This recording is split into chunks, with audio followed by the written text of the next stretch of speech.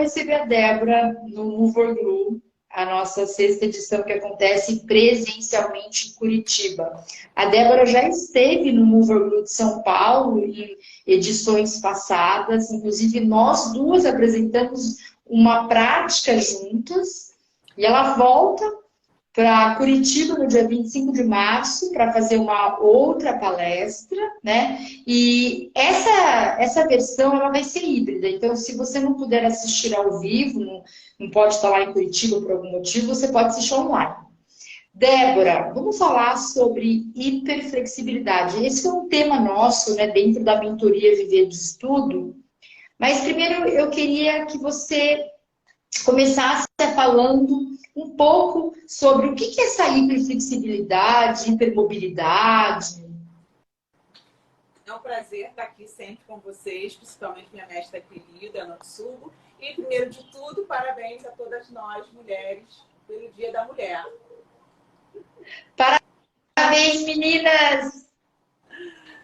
Bom, gente, a hipermobilidade, hiperflexibilidade articular tem as síndromes, as patologias que atingem todas as articulações, a maioria delas, como tem realmente pessoas que têm uma flexibilidade, uma hipermobilidade muito grande.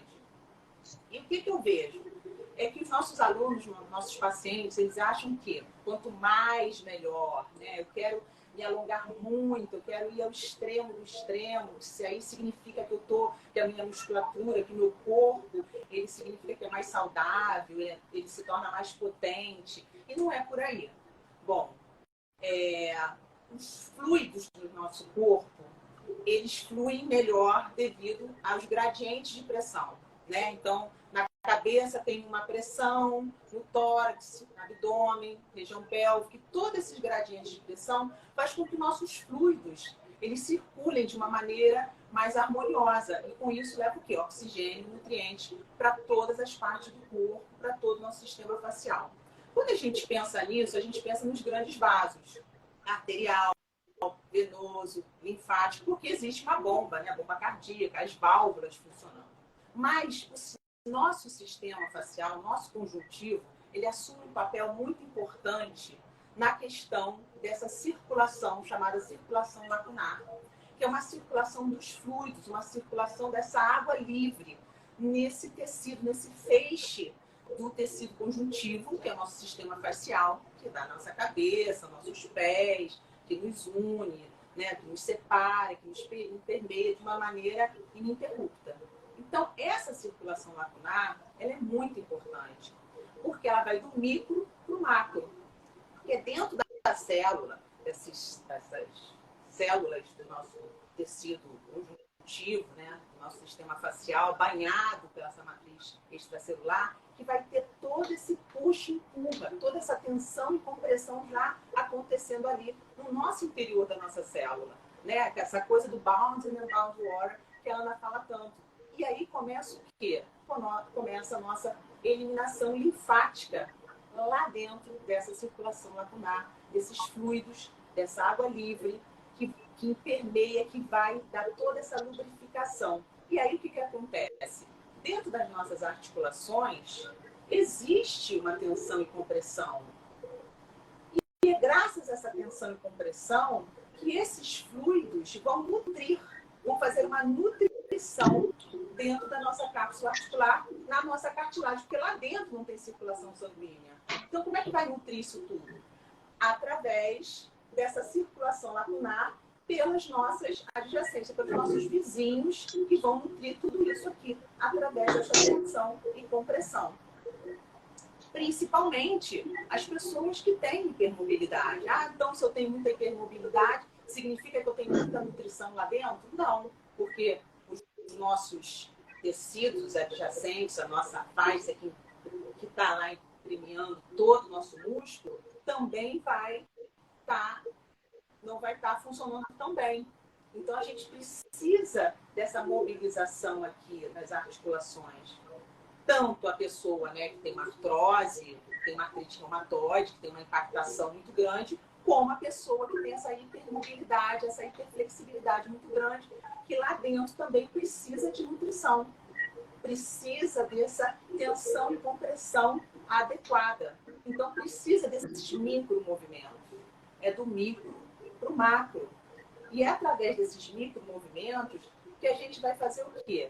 Sentir, se permitir, se ouvir melhor, as partes do meu corpo em relação ao espaço, né? A propriocepção, a interocepção. E usando a Fascia Connector, é um acessório maravilhoso que vai nos permitir perceber, sentir, acomodar melhor essa estrutura, essa nossa articulação. Então, isso é um acessório maravilhoso. Quando a gente fala de hiperflexibilidade ou hipermobilidade, a gente está falando de um sintoma que pode estar presente em várias síndromes, né? Inclusive, eu fiz um stories perguntando quem sabia o que era a síndrome Ehlers-Danlos Syndrome, né? E essa síndrome, pessoal, além de ter como sintoma várias articulações hipermóveis, como a Débora bem pontuou, né? O que acontece com essa articulação, ela também, por acometer o tecido conjuntivo, o tecido facial, a gente tem que imaginar que os ligamentos vão estar mais frouxos, e não só os ligamentos das articulações, como também os ligamentos das nossas vísceras. Então, faz parte do sintoma dessa síndrome a pessoa ter distensão abdominal, fadiga, né? Ela tem um cansaço muito persistente. E muitas vezes essa síndrome ela não é diagnosticada. Essa pessoa passa por muitas pessoas com queixas.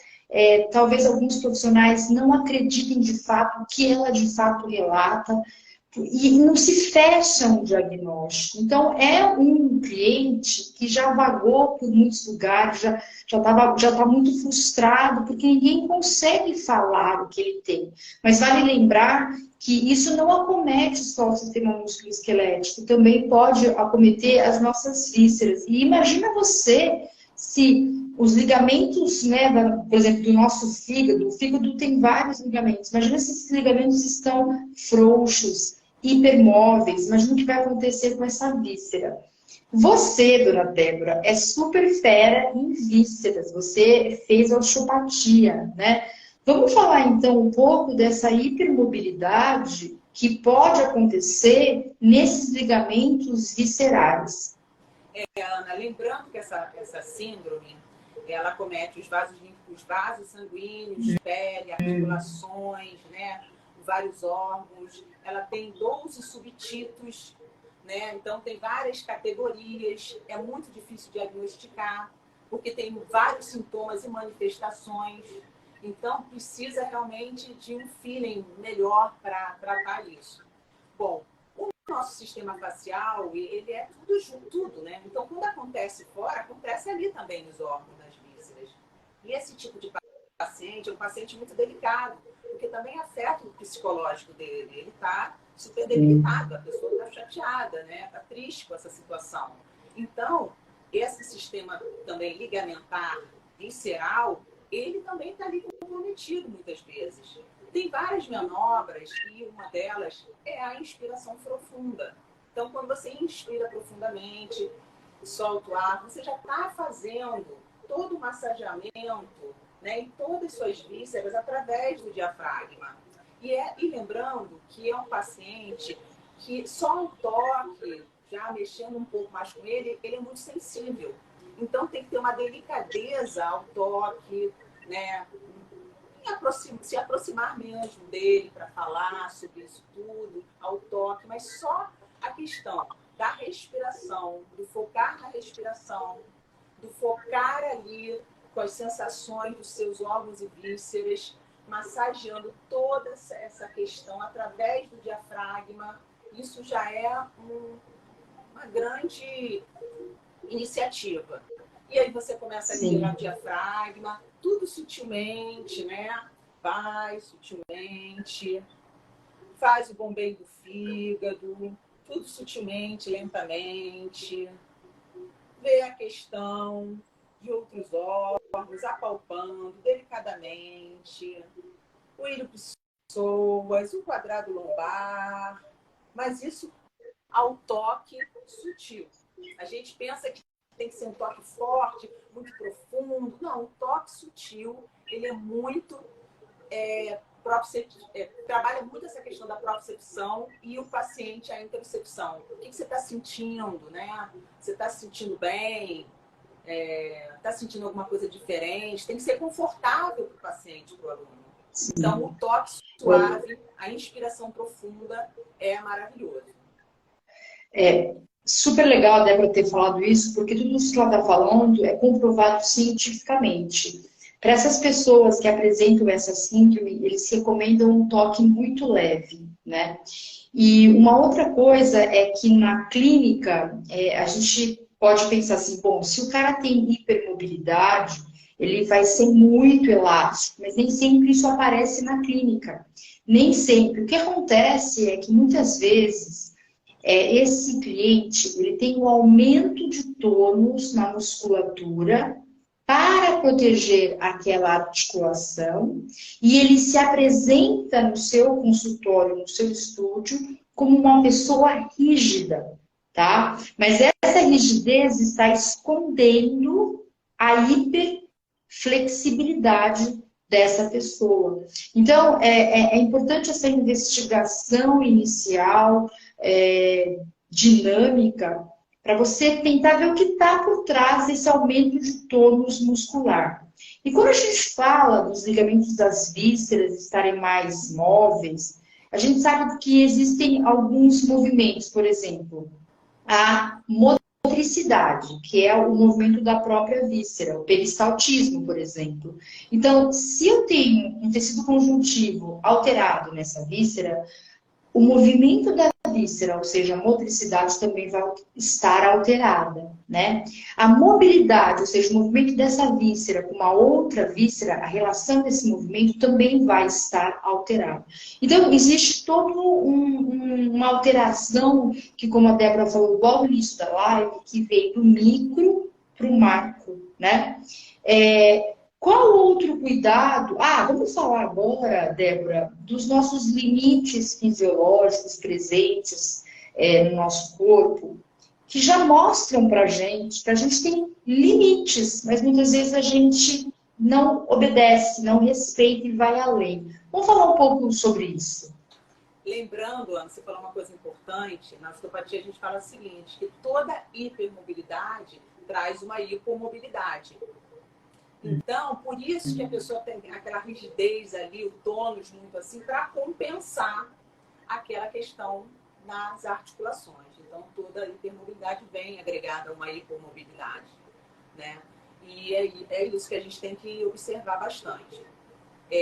Uma coisa importante dos exercícios que a gente está acostumado a fazer, então, por exemplo, a pessoa muito móvel, uma hipermobilidade muito grande, vai fazer os alongamentos, ela tem muita facilidade de fazer o alongamento. Então, ela está aqui, né?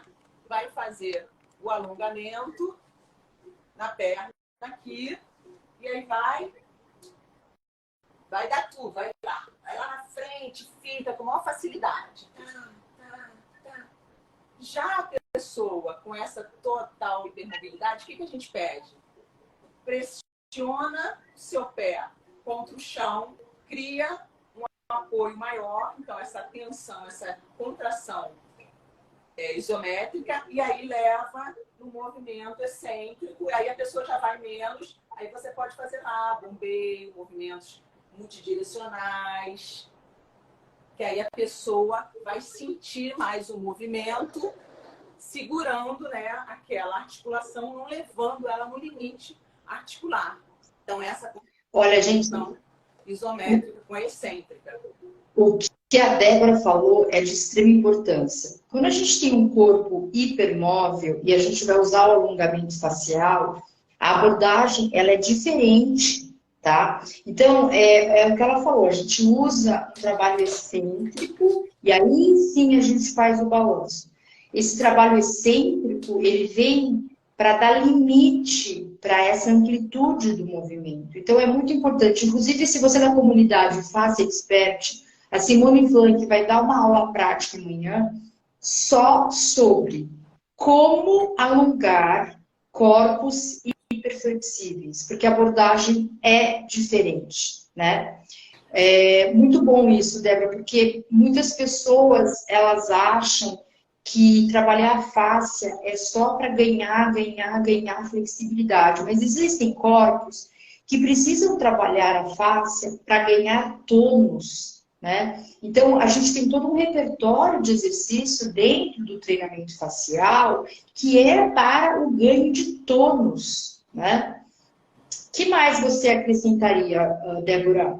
É muito engraçado, porque eu até comentei isso com você há 2, 3 anos atrás. Quando eu comecei a fazer o treinamento facial, eu ficava super cansada. Gente, eu tô muito fora de forma, eu tô cansada, né? Era difícil. E fazer também com um tecido, a gente pensa, é mole, né? É muito fácil, é um tecido, né? É gostoso. Não, mas o próprio tecido te dá uma conexão, te dá um peso também, essa tensão e compressão, e ele também te favorece no movimento, mas ele exige do seu corpo. Então, sim, o treinamento facial não só alonga, ele te dá resistência. E ele te dá essa questão de multidireções, de você expandir mais o seu corpo, de você conectar melhor o seu corpo. E aí você vai fazer um treinamento de força, você faz com mais facilidade. Então, assim, a gente pode agregar isso. Você pode fazer sua musculação, seu treinamento de força e tudo, e o treinamento facial junto também. E aí você pode fazer o acessório que você quiser, ou sem acessório nenhum, ou maravilhosamente com a Faça Connect, para você sentir realmente como o nosso movimento flui, como nossas articulações se movimentam, que é diferente. Então o pessoal pensa que é mole, não é. Você me fez lembrar um fato importante. Para as pessoas que têm esse tipo de sintoma, eles têm um pouco de dificuldade de entender qual é o limite do corpo. E eles tendem a ir além, porque eles são hiperflexíveis. E no momento que eles vão além, e eles estão causando mais danos para o corpo do que benefícios. Então é importante que a gente, de alguma forma, use ferramentas para que a gente possa ajudá-lo a saber os limites corporais, os limites das amplitudes dos movimentos, que ele reconheça isso de forma consciente. E aí, o Faça Connect realmente entra muito nisso, para dar para esse aluno, esse cliente, essa noção de limite. Para vocês terem uma ideia, essa Ehlers-Danlos Syndrome, né? Depois eu escrevo aí o nome dessa síndrome, eu vi que algumas pessoas pediram.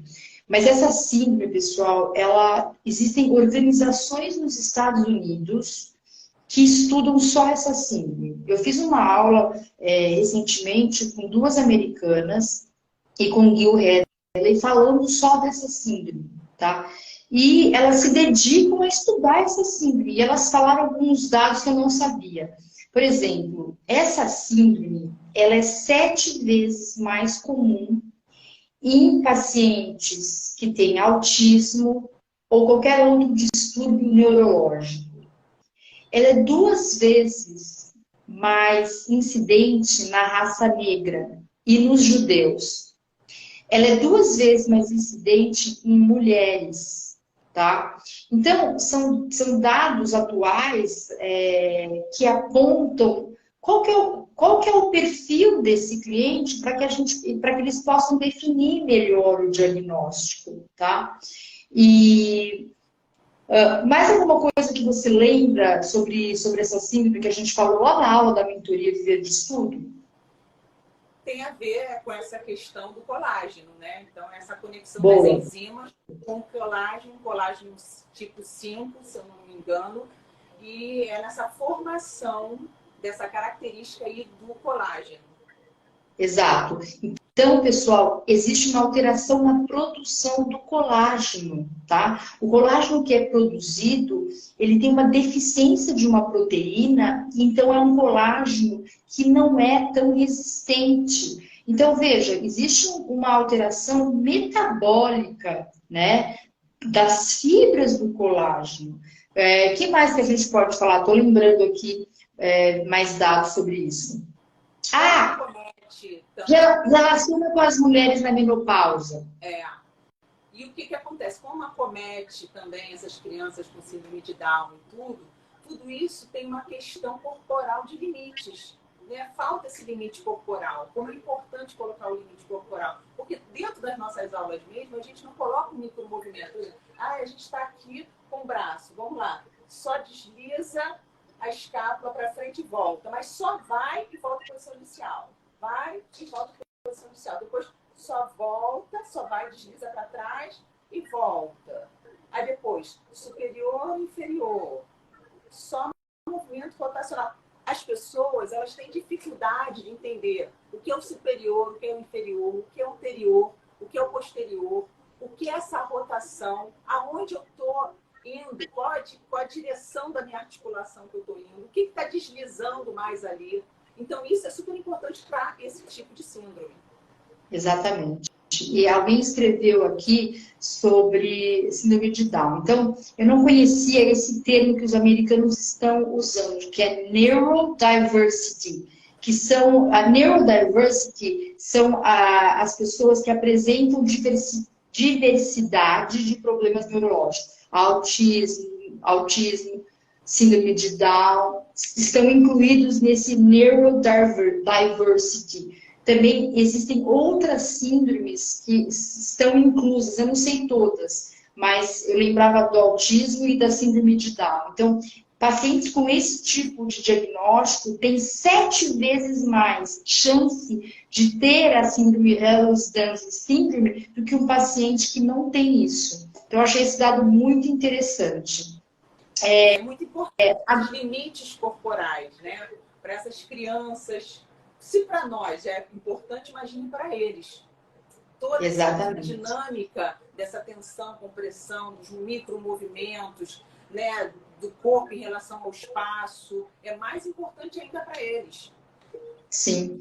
Quando a gente fala dos nossos limites anatômicos, fisiológicos, que vão dar o tom da amplitude do movimento, quem fala muito bem sobre isso é a Karen Kirkness, quando ela fala de anatomia contemporânea, e eu venho aqui falar para vocês que a gente tem que prestar atenção em algumas coisas. Primeiro, a gente tem que prestar atenção na morfologia daquela estrutura envolvida. Por exemplo, vamos pensar na morfologia do grande dorsal. Como que é o percurso dele? Né? Quando ele vai se inserir no úmero, qual que é o percurso? Ele rotaciona? Né? Qual que é o caminho que ele percorre?